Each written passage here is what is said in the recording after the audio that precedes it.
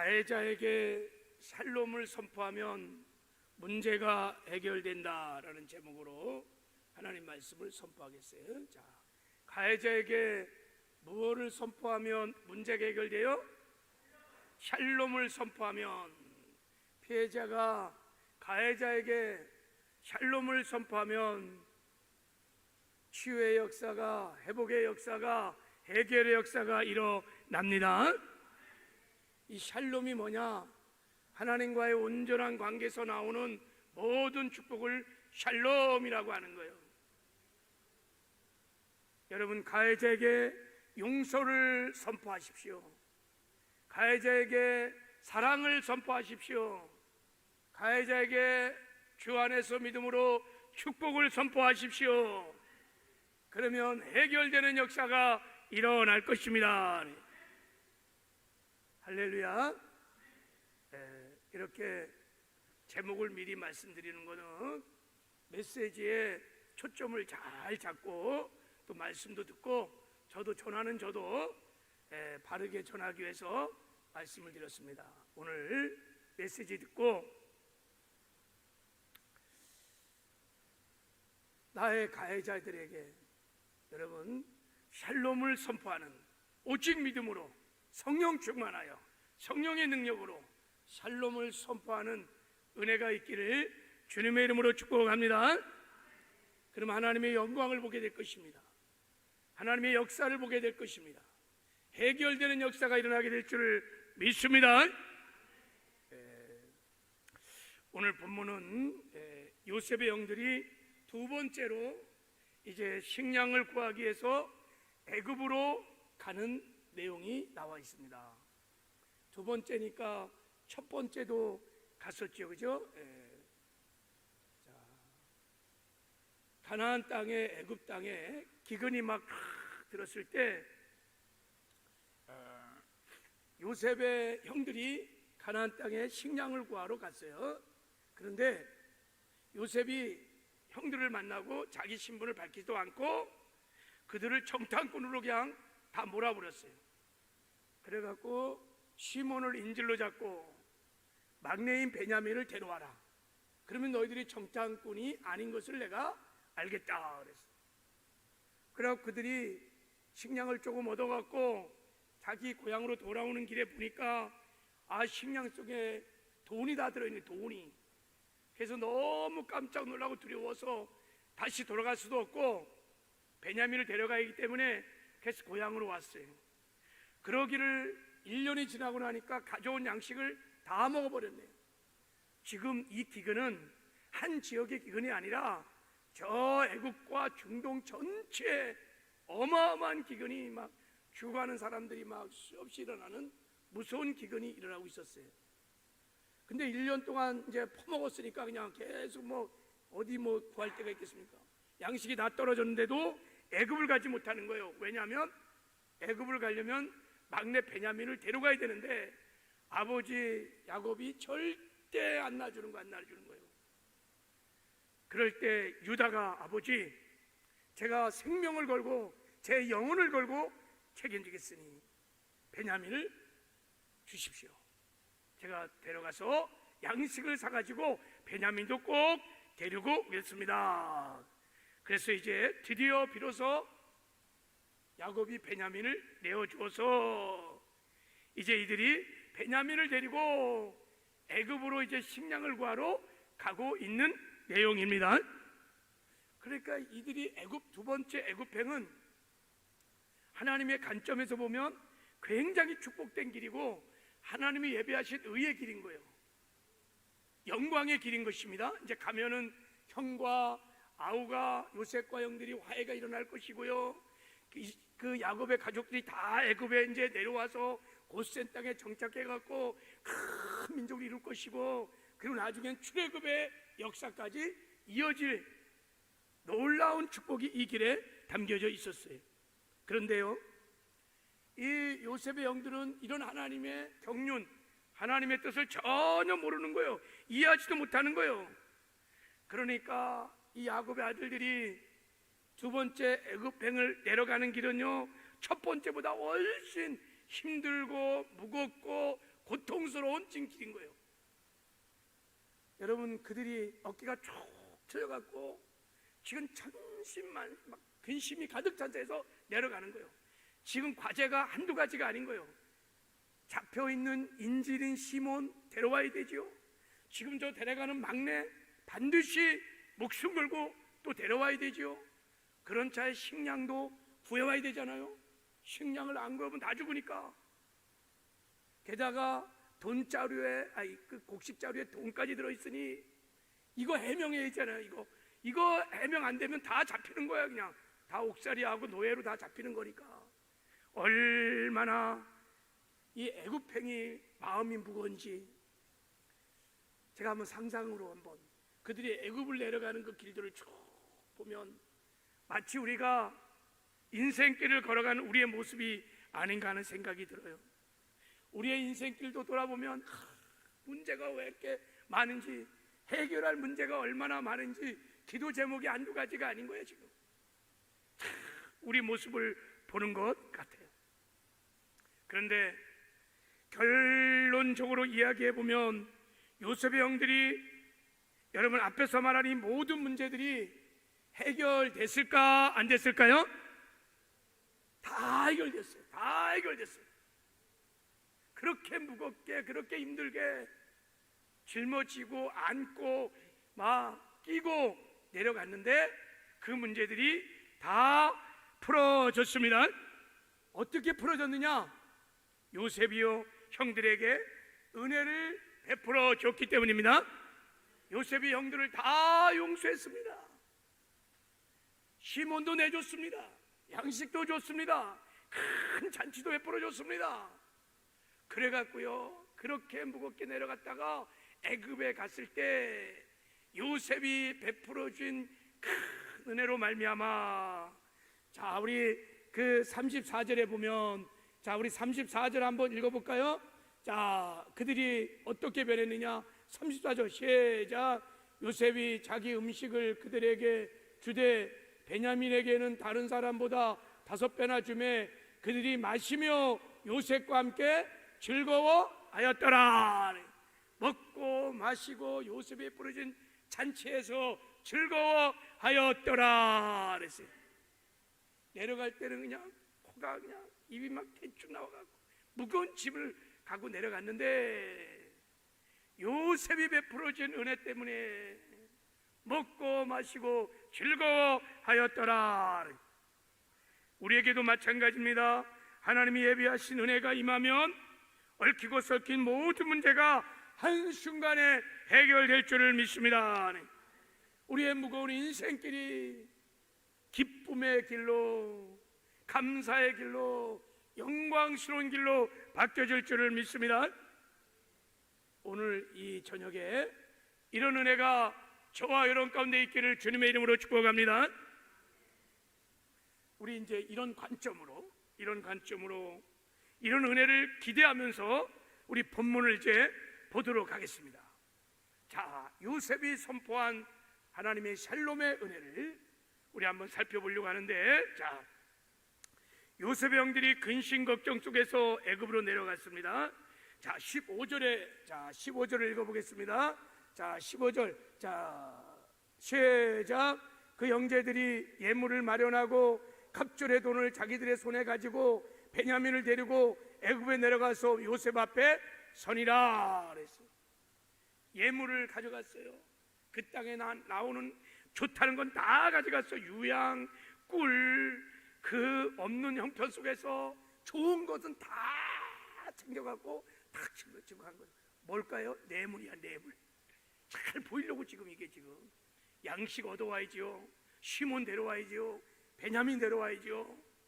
그래서 좋은 선물을 다 가지고 베냐민 데리고 돈도 없는 돈 팍팍팍팍 긁어갖고 2배나 더블로 그냥 탁 찍었고, 아마 여기서 꾸고 저기서 꾸고 어떻든 돈자른 어떤 돈보다 2배나 더 큰 돈을 가지고 내려갔어요.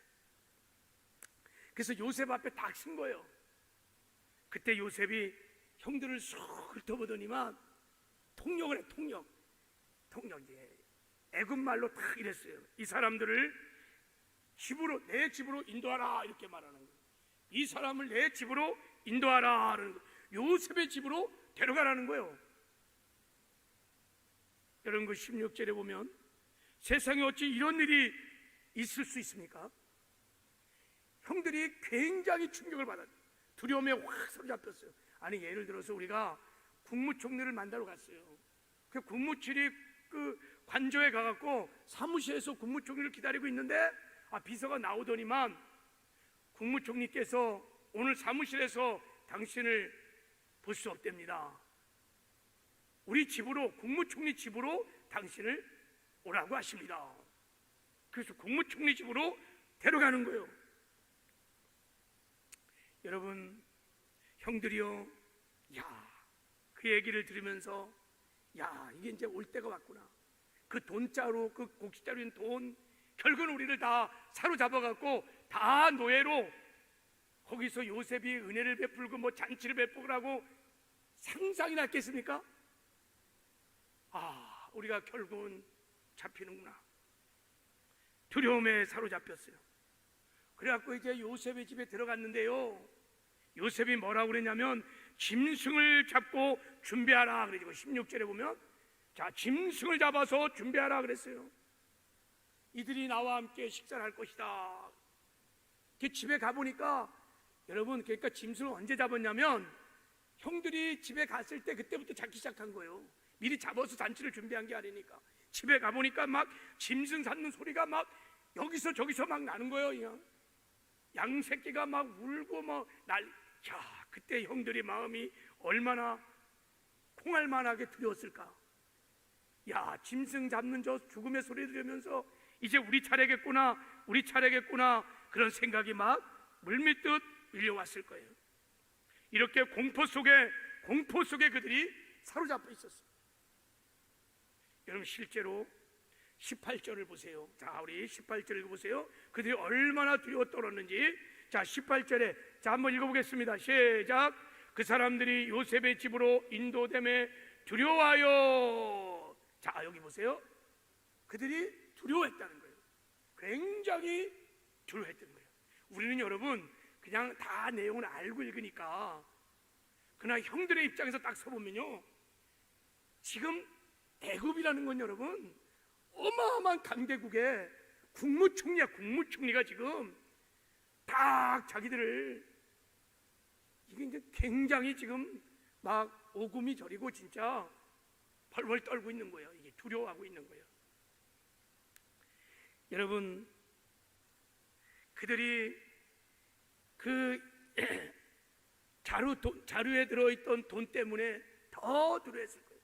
그래서 요셉에게 아주 질이 먼저 말하죠. 사실은 우리가 여관에 가서 곡식자루를 풀어봤는데 거기 돈이 들었습니다. 우리가 도둑질한 것도 아니고 누가 든지는 모르겠습니다. 이해해 주십시오. 용서해 주십시오. 정말 우린 도둑이 아닙니다. 우린 도둑이 아닙니다. 그러면서 돈을 막 주면서 얘기를 하는 거예요. 그러니까 형들은요, 요셉이 국무총리가 우리를 다 잡아서 노예로 이제 잡을 거라고 다 생각을 하는 거예요. 이제 우리는 꼼짝없이 죽었구나, 꼼짝없이 노예가 됐구나. 여러분 이런 말을 할 때 형들의 심정에 어떤 변화가 일어나고 있었을까? 이제 우리는 꼼짝없이 노예가 되었구나. 그때 자기들이 동생 요셉을 노예로 팔았잖아요. 자기가 노예로 팔았잖아요. 우리가 동생을 노예로 팔았더니 그대로 당하는구나. 우리가 이제 꼼짝없이 노예가 됐구나 하면서 마음속에 양심의 가책과 함께 죄의식이 일어나면서 죄를 자각하고 회개하는 마음이 생겼을 것입니다. 할렐루야. 이렇게 걱정과 근심과 두려움이 있는 형들에게 요셉이 이제 자기 정체는 밝히지 않지만 형들에게 이렇게 말을 합니다. 23절에 보면 안심하라, 두려워하지 마라 이렇게 말합니다. 안심하라, 두려워하지 마라. 너희 하나님께서 재물도 너희에게 주신 것이라 이렇게 말합니다. 상상하지 못하는 말을 들었어요. 안심하라, 두려워하지 마라. 무엇입니까? 평안하라는 거요. 두려워하지 말라는 것입니다. 지금 용서를 선포하고 있는 것입니다. 그리고요, 시몬도 다 내주고요, 큰 잔치를 베풀어 줍니다. 그 잔치의 의미가 뭘까요? 예, 화해의 잔치요, 용서의 잔치요, 화목의 잔치인 줄 믿습니다. 그리고 그것은 하나님이 하셨다 그러면서 하나님의 축복을 선포합니다. 그거 다 하나님이 너희들을 사랑해서 다 하나님이 선물로 준 것이다. 용서를 선포하고 축복을 선포하고 하나님의 축복을 선포하고요, 시몬을 내주고요, 잔치를 베려주시는 상상도 못했던 이런 은혜를 지금 선포하고 있는 것입니다. 저는 이 구절 가운데 이 말이 정말 좋습니다. 너는 안심하라, 두려워하지 마라 할 때 이 안심하라 이 말이 평안하라는 뜻입니다. 그게 히브리어로 샬롬, 이렇게 원문은 샬롬, 이렇게 샬롬. 여러분, 이 말씀 하나님께서 자주 말씀하신 것입니다. 우리의 삶에도 많은 어려움과 난관, 얽히고 설킨 문제가 있을 때 두려움에 사로잡혀서 이거 어떻게 해결해야 되나, 이거 이렇게 우리가 죽을 것이지, 이렇게 걱정 근심할 때 하나님이 딱 나타나셔서 샬롬을 선포해 주신 거예요. 안심하라, 평안하라, 두려워하지 마라. 하나님의 샬롬이 선포되면 다 해결되는 역사가 일어나는 줄 믿습니다. 하나님의 샬롬이 선포되면 하나님의 나라가 임합니다. 하나님의 능력이 임합니다. 그러면 치유와 회복의 역사가 막 일어나게 되는 줄 믿습니다. 여러분, 예수님께서 십자가에서 부활하시고 안식일 날 부활했잖아요. 그날 저녁에 제자들이요, 다 너무너무 무섭고 들어갔고, 유대인들이 무서워갖고 어느 집 안에 다 갇혀갖고 모든 문들을 다 닫아서 두려움 속에 벌벌 떨고 있을 때였어요. 성경에 보면요, 모든 문들을 닫았다 이렇게 말해요. 정문도 닫고 앞문도 닫고 뒷문도 닫고 모든 문은 다 닫았어요. 촛불 하나 켜놓고 바들바들 떨고 있을 때 거기에 부활하신 예수님이 나타나서 첫 번째 하신 말씀이 무슨 말씀인지 아세요? 너희에게 평안이 있을지어다. 지금 요셉이 선포한 샬롬을 선포했습니다. 그리고 손과 옆구리를 보여주시면서 두 번째 요한복음 20장을 보면 똑같이 말했습니다. 너희에게 샬롬이 있을지어다. 부활하신 예수님은 가는 곳마다 가장 먼저 일성으로 샬롬을 선포해 주셨습니다. 샬롬이라는 것이 여러분, 하나님과의 온전한 관계에서 나오는 하나님의 영광이에요. 그게 에덴 동산이 샬롬의 동산인 거예요. 에덴 동산이 타락하기 전에 주님과 온전한 관계 속에 아담과 하와가 있었습니다. 그래서 온갖 하나님의 아름다운 영광이 에덴 동산에 충만했습니다. 하나님의 사랑이, 하나님의 은혜가, 하나님의 능력이, 하나님의 돌보심이 그 에덴 동산에 충만해서 에덴 동산을 샬롬의 동산이라고 하는 것입니다. 여러분, 하나님이 샬롬을 선포하면요, 하나님의 나라가 임하게 됩니다. 그래서 온갖 하나님의 놀라운 영광들이 막 임하니까 치유가 되고 회복이 일어나고 꼬였던 문제가 해결되고, 할렐루야. 이런 샬롬이요, 깨어진 관계에 임하면요 화해가 일어납니다.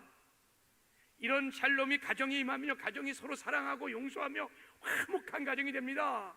이런 샬롬이 사업장에 임하면요 부욕해 되는 역사가 일어납니다. 공부하는 학생의 샬롬이 임하면요 공부도 잘하는 역사가 일어납니다. 놀라운 축복이죠. 샬롬이 하나님이 주고 싶은 최고의 축복인 것입니다. 그래서 신명기 6장에 보면 하나님께서 당신의 백성들에게 이 샬롬의 축복을 주시기를 원하신다고 그랬어요. 여호와는 너에게 복을 주시고 너를 지키기를 원하며, 여호와는 그의 얼굴을 내게 비추사 은혜 베푸시기를 원하며, 여호와는 그 얼굴을 내게 향하여 드사 평강 주시기를 원하노라. 우리 하나님은요 샬롬을 주시기를 원하십니다. 할렐루야. 여러분, 이 하나님을 믿으시기 바랍니다.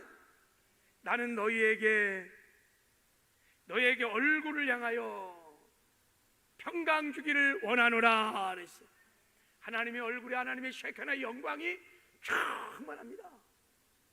오늘도 하나님 우리에게 평강을 주시기를 원하십니다. 이렇게 하나님 우리에게 평강을 주시기를 원하시면서 한 가지 소원을 말씀하셨어요. 하나님, 우리가 이제 하나님의 샬롬을 선포하기를 원하십니다. 그들은 이같이 내 이름으로 이스라엘 자손들에게 축복할지니 내가 그들에게 복을 주리라 그랬어요. 제사장들을 세워서 하나님께서 하나님의 카이데스 은혜, 하나님의 샬롬, 이 평강을 선포하기를 원하시는 거예요. 그러면 내가 너희들이 샬롬을 선포할 때 그들에게 샬롬의 복을 주신다는 것입니다. 하나님이 직접 샬롬의 복을 주시는 것이 아니라 우리가 하나님의 샬롬을 선포할 때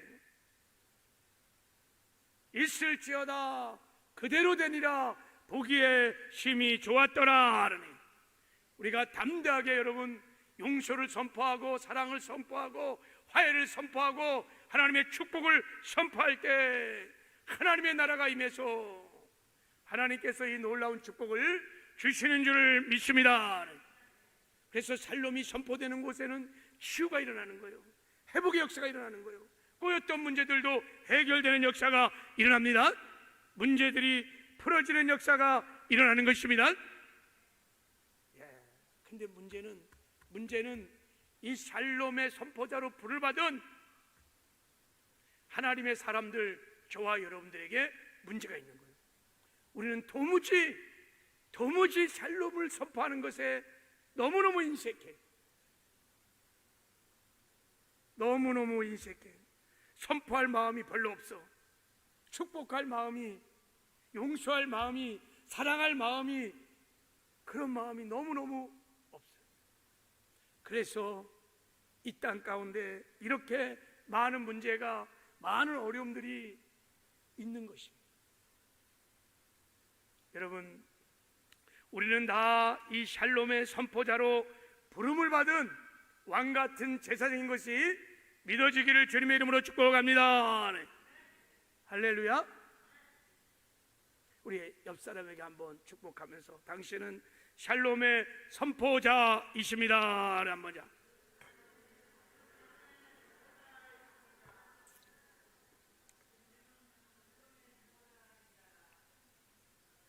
여러분, 우리의 신분이, 이 사명이 얼마나 고귀하고 아름답고 복된 줄 아십니까? 우리가 하나님의 영광을 나타내는 하나님의 축복의 통로인 것이, 할렐루야. 우리가 이렇게 샬롬의 선포자로 살려면은 이제 우리가 깨달을 것이 하나 있어요. 우리의 이 부르심의 소망을 분명히 깨달으셔야 돼요. 자, 이제 여러분에게 한번 묻습니다. 이 땅에 있는 사람들을 크게 한번 두 종류로 나누면 이렇게 나눌 수 있어요. 가해자가 있고 피해자가 있어요. 갑이 있고 을이 있어요. 그리고 원고가 있고 피고가 있어요. 자, 여러분, 그래요? 그러면 여러분 묻습니다. 여러분, 가해자가 샬롬의 선포를 하기가 쉽습니까? 피해자가 샬롬의 선포를 하기 쉽습니까? 둘 다 힘들어? 지금 둘 다 힘들어, 사실은. 근데 여러분 생각해 보세요. 자, 생각해 봐요. 자, 내가 누구를 막 신나게 좁혔어. 그리고 내가 이제 가해자야, 가해자. 신나게 좁혀갖고 애가 막 퉁퉁 먹었고, 근데 야, 너 용서한다. 샬롬, 샬롬. 여러분, 그러면 될 거예요, 안 될 거예요? 안 되지. 가해자는 샬롬을 선포할 수 없어요. 그러나 피해자가 내가 죽도록 터졌지만 억울해. 내가 많은 상처를 받았어. 그럼에도 불구하고 내가 하나님을 믿기에, 내가 억울하지만 힘들지만 하나님이 나를 용서한 것처럼 나는 너를 용서한다 하고 샬롬을 선포했어요. 할렐루야. 그럴 때 여러분, 가해자가 아닌 피해자가, 높은 자가 아닌 약자가 샬롬을 선포할 때 놀라운 역사가 일어나게 되는 줄 믿습니다. 여러분, 샬롬은 피해자가 선포할 때 영향력이 더 훨씬 큽니다. 왜 하나님께서 우리가 이 땅에 살면서 피해자의 위치에, 피해자의 자리에 서게 하는가? 살다 보면 예수를 믿는다는 이유 때문에, 우리가 예수를 믿기 때문에 여러분, 당하는 많은 핍박과 고난이 있습니다. 정말 우리가 하나님을 제대로 믿으면요, 엄청난 핍박이 많이 있습니다. 억울한 일도 많고요, 상처받는 일도 많고요, 권리를 포기하고 대가를 지불하고 희생을 치러야 할 일이 얼마나 많은지 모릅니다. 사실 우리가 예수를 제대로 안 믿어서 그런 것이지, 정말 예수를 제대로 믿으면 이런 핍박을 받습니다. 억울한 일들을 많이 당합니다. 왜 하나님께서 우리가 이 땅에 사는 동안에 이렇게 억울한 일을 당하고 여러분 고통을 당하고 그렇게 할까요? 하나님 전지하시고 전능하시고 우리 사랑하시는데 그거 막아줄 수 없어요? 그거 지켜줄 수 없나요? 수많은 선교자들, 복음 전하다가 죄 일하다가 죽어간 수많은 사람들, 그거 하나님 지켜주지 못해요? 막아주지 못해요? 왜 그렇게 낮은 자리에, 억울한 자리에, 약자의 자리에, 권리를 포기하는 자리에 두셨을까? 그것은 그들로 하여금 하나님의 샬롬을 선포하기 위함인 것입니다. 그것이 바로 십자가의 정신인 것입니다. 예수님께서 십자가를 지실 때 자기를 핍박하는 자들, 자기를 죽이려고요 때리고 조롱하고 멸시하고 침을 뱉고 따개를 때리고 벌거벗은 채 십자가 달아 올려서 자기를 죽이는 사람들 향해서 십자가상에서 예수님이 선포하셨습니다. 하나님이여, 저들의 죄를 용서하여 주시옵소서. 저들이 알지 못하며오니 아버지여, 저들의 죄를 용서하여 주시옵소서. 저들에게 샬롬을 선포하셨습니다. 어떻게 그럴 수 있을까요? 예수님이 피해자이기 때문에 그렇습니다. 예수님이 피해자이기 때문에 이 샬롬을 선포한 것입니다. 나중에요 이들이 깨닫게 됩니다. 예수님을 채찍질하고 때리고 찌르고 십자가에 못 박았던 이들이 베드로가 설교합니다. 너희들이 십자가에 못 박은 예수가 하나님의 아들이고 우리를 구원하신 구원자였다라고 하는 것을 깨닫는 순간에 어찌할꼬 통회하며 자복하며 회개하는 역사가 일어나고 예수를 영접하여 구원받는 역사가 일어났습니다. 그래서 그들이 놀라운 변화가 일어나서 예수님이 십자가에 선포하신 샬롬을 인하여 그 용서, 그 사랑을 비로소 깨닫고 평생에 이 복음을 전하는 주님의 제자의 길을 목숨을 걸고 걸어갈 수 있었던 것입니다. 하나님께서는 우리를 이 땅에서 샬롬의 선포자로 세우셨습니다. 샬롬의 선포를 하기 위해서 우리를 때로 낮은 자리로, 희생의 자리로, 권리를 포기해야만 하는 자리로, 억울한 자리로 우리를 세울 수 있습니다. 그때 여러분, 하나님만 바라보고 요셉처럼 샬롬을 선포하시길 바랍니다. 용서를 먼저 선포하십시오. 사랑을 선포하십시오. 그리고 축복하십시오. 도무지 내 감정으로는 안 되지만 주님의 사랑으로 그들을 위해서 기도하십시오. 축복의 기도를 하십시오. 할렐루야. 하나님의 영광이, 하나님의 나라가 임하며 하나님의 영광이 나타나게 될 것입니다. 반드시 하나님께서 합력하여 선을 이루어 주실 것입니다. 언젠가는 그 샬롬의 은혜를 맛본 사람들은 알게 될 것입니다. 깨닫게 될 것입니다.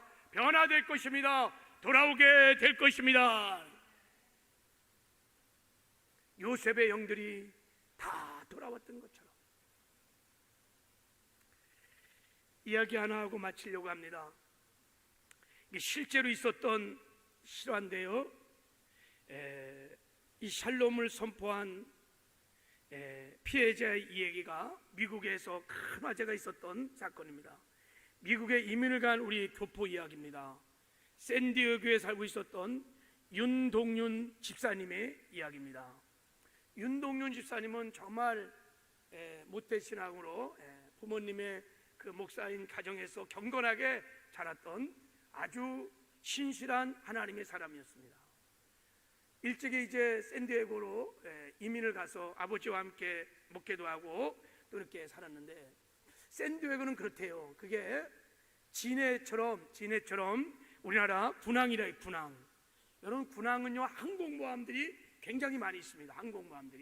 항공모함은 여러분 비행기가 떴다가 안 떴다가는 그런 배예요, 배. 그러니까 항공모함이 막 샌디에고 거기에 굉장히 많이 있었대요. 그러니까 맨날 비행기가 떴다가 막 그 훈련이 굉장히 많았던 거예요. 그런데 어느 날 그곳에서 비행기 전투기가 훈련을 하다가 이게 추락을 했는데 어디에 떨어졌냐면 윤동윤 집사님 집에 이 전투기가 그냥 추락을 하고 떨어진 거예요.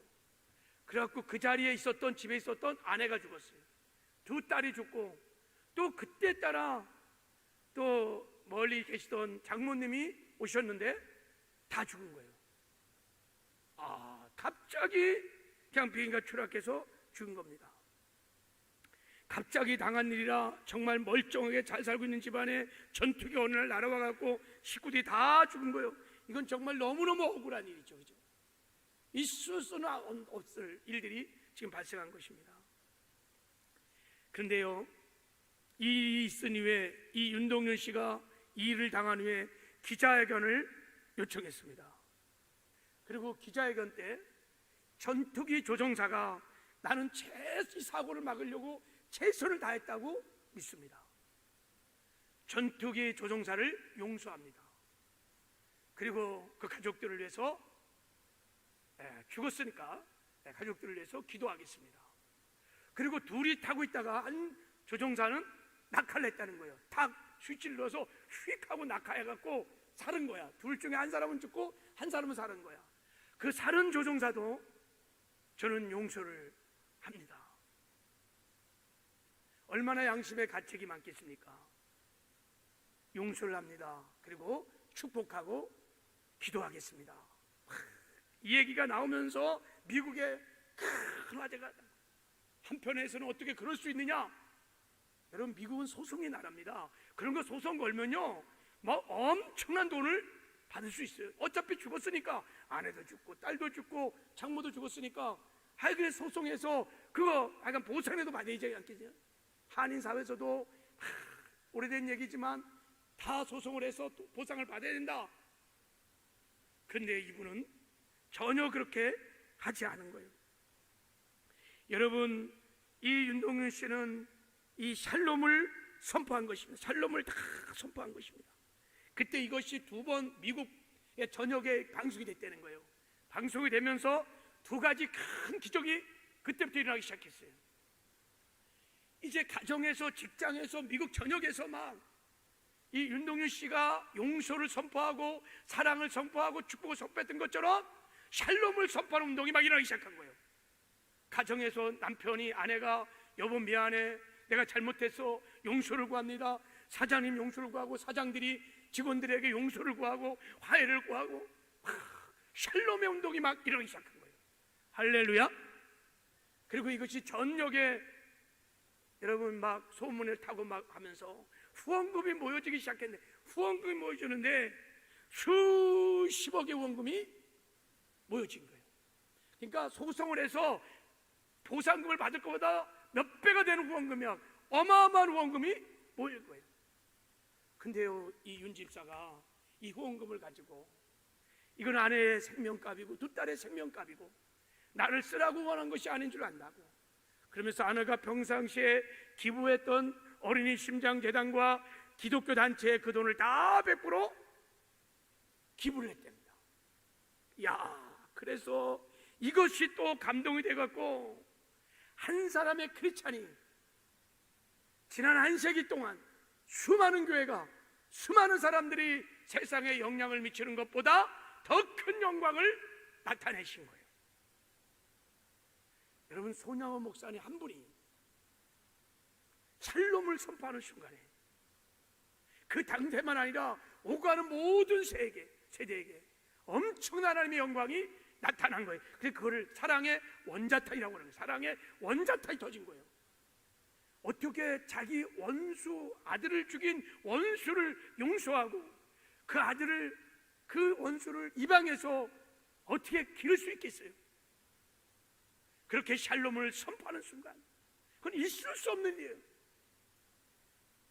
용서를 선포하고 사랑을 선포하고 축복을 선포하는 순간에 사랑의 원자탄이 터져서 일본의 순사들도 원수들도 감동이 되어서 예수를 믿는 역사들이 일어나고, 모든 사람들이 하나님의 영광을 보고 지금도 손양호 목사님의 이야기를 우리가 하면서 감동을 받는 것입니다.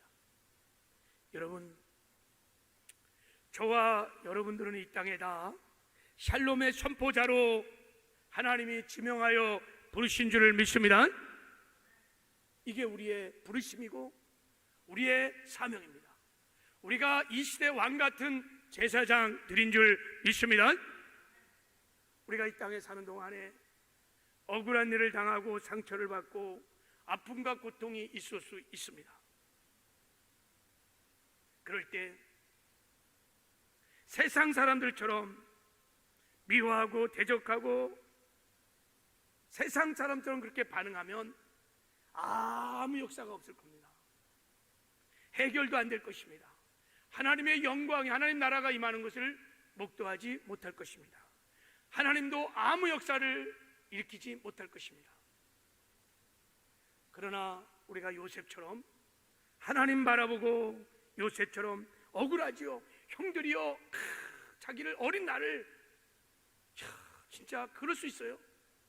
그냥 죽이려고 노예로 팔아버리고 그 형들을 향하여 용서를 선포하고 사랑을 선포하고 사랑의 잔치를 배설해주고 그렇게 샬롬을 선포했을 때 거기에 하나님의 영광이, 하나님의 나라가 임하게 된 것입니다. 그래서 그 은혜 안에서 치유가 일어나고 회복이 일어나고 용서가 일어나고 하나님의 뜻이 이루어지는 놀라운 역사가 일어나게 된 줄 믿습니다. 여러분, 이 땅에 사는 동안에 이렇게 샬롬을 선포하는 요셉 같은 저와 여러분 되기를 주님의 이름으로 축복합니다. 하나님 아버지 감사합니다. 우리를 영광스러운 하나님의 샬롬, 하나님의 평강을 선포하는 왕같은 제사장으로 우리를 지명하여 불러주신 것을 감사합니다. 이 땅에 사는 동안에 이 사명 우리가 잘 감당할 수 있도록 하나님 주의 성령의 충만함을 허락하여 주시옵소서. 억울한 일을 당할 때, 상처를 받았을 때, 아픔과 고통 속에 오직 주님만 바라보며 하나님 샬롬을 선포하는 은혜가 있게 하여 주시옵소서. 우리 힘으로 할 수 없습니다. 우리 능으로 이런 샬롬에 선포하는 삶을 살 수 없사오니 성령 오셔서 우리를 사로잡아 주시옵시고 성령에 사로잡혀 성령의 능력으로 샬롬을 선포하는 영광스러운 삶들을 살게 하여 주시옵소서. 예수님의 이름으로 축복하며 기도했습니다.